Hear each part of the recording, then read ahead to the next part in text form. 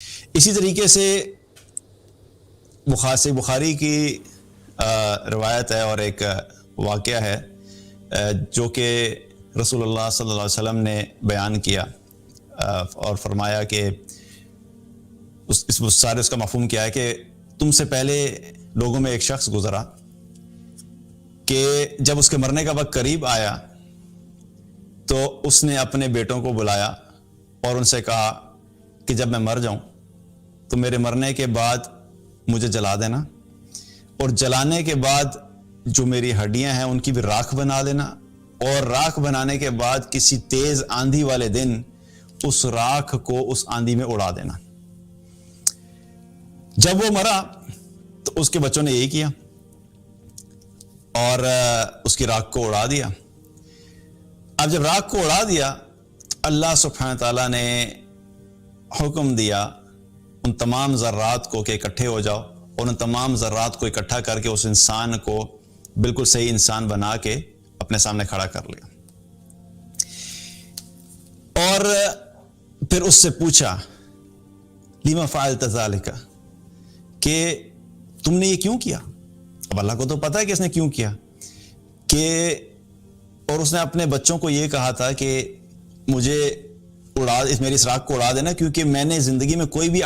نیک عمل نہیں کیا، اور اگر اللہ نے مجھے قدرت پا لی تو مجھے بڑا عذاب دے گا۔ تو یہ کہہ کہ اس نے اپنے بچوں سے کہا تھا کہ مجھے یہ کر دینا۔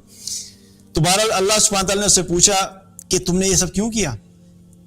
تو اس نے آگے سے کیا جواب دیا؟ من خشیتک، یا اللہ تیرے ڈر کی وجہ سے کیا، تیری خشیت کی وجہ سے کیا، کہ مجھے ڈر تھا کہ میں تیرے سامنے آؤں گا، نیک اعمال تو کیے نہیں، اطاعت تو کی نہیں، اور جب تو قدرت میں پا لے گا مجھ پہ تو مجھے بڑا عذاب دے گا۔ تو جب اس شخص نے یہ جواب دیا تو اللہ سبحانہ تعالیٰ نے اس کے ساتھ کیا معاملہ کیا؟ فغفر اللہ لہ، اللہ سبحانہ تعالیٰ نے اس کو معاف کر دیا، اللہ نے معاف کر دیا۔ اب یہاں پہ بھی کیا پتہ لگ رہا ہے؟ اپیرنٹلی ایک ایسا شخص جس کو خود پتا ہے کہ میں نے اپنی زندگی میں کوئی بھی نیک اعمال نہیں کیے، اب واللہ عالم ہو سکتا ہے کچھ اعمال ہوئیں اس کے، لیکن وہ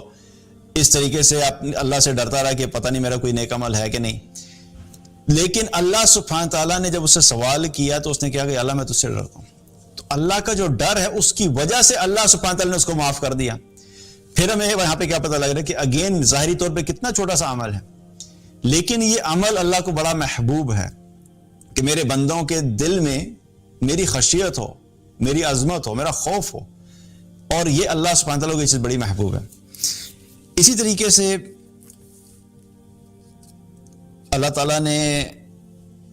سورہ رحمان میں فرمایا وَلِمَنْ خَافَ مَقَامَ رَبِّهِ جَنَّتَانِ، اور جو کوئی بھی میرے سامنے کھڑا ہونے سے ڈرا اس کے لیے 2 جنتیں ہیں۔ اللہ سبحانہ تعالیٰ یہاں پر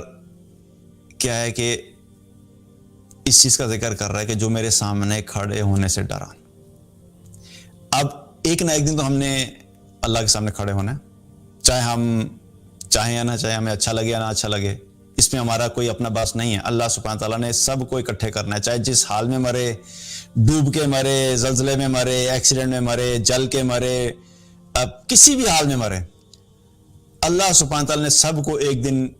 زندہ کرنا ہے اور اپنے سامنے لا کے قیامت والے دن کھڑا کر دینا ہے۔ نیکیاں کرتے ہوئے گئے تب بھی اللہ کے سامنے کھڑے ہونا ہے، گناہ کرتے ہوئے گئے تب بھی اللہ کے سامنے کھڑے ہونا ہے، اور اپنے ایک ایک عمل کی اکاؤنٹیبلٹی اور حساب دینے ہم نے۔ لیکن یہاں پہ اللہ سبحانہ تعالیٰ کیا فرما رہا ہے کہ جو شخص میرے سامنے کھڑے ہونے سے ڈرا اس کے لیے 1 جنت نہیں 2 جنتیں ہیں، جنتان، اس کو 2 جنتیں دی جائیں گی۔ اب یہاں پہ بھی اس کے خوف کی وجہ سے اللہ سبحانہ تعالیٰ اس کو کیا انعام دے رہا ہے۔ اور یاد رکھیے کہ پھر ہم اسی بات پہ دوبارہ آئیں گے کہ یہ جو اللہ کا خوف ہے نا، جو سنسیئرلی اللہ کا خوف ہوتا ہے، جو جینوئنلی اللہ کا خوف انسان کے دل میں آتا ہے، خالص خوف ہوتا ہے، وہ شخص اللہ کی نافرمانی نہیں کر سکتا۔ باقی جو ٹوٹا پھوٹا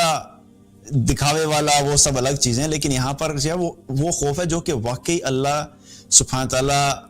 کا جو خوف اخلاص کے ساتھ انسان کے دل میں خوف ہے، وہ خوف انسان کے لیے آخرت میں نجات کا سبب بنے گا۔ اور ایسے شخص کے لیے کیا ہے کہ اللہ سبحانہ تعالیٰ کیا فرما رہے ہیں کہ اس کو 1 نہیں 2 جنتیں دی جائیں گی۔ اور جنت کا جہاں پہ دیکھا جائے تو اللہ سبحانہ تعالیٰ نے اس عمل کے اوپر جنت کا وعدہ کر دیا. اب اصل بات کیا ہے کہ ہمیں یہ اپنے آپ سے پوچھنا چاہیے کہ واقعی ہمارے اندر اللہ کا اتنا خوف ہے کہ وہ خوف ہمیں اللہ کی اطاعت کی طرف لے کر جائے اور اللہ کی نافرمانی سے بچائے. تو بہرحال کیا ہے کہ یہ خوف کی وجہ سے اللہ سبحانہ وتعالیٰ ایسے شخص کو 2 جنتیں عطا فرمائے گا.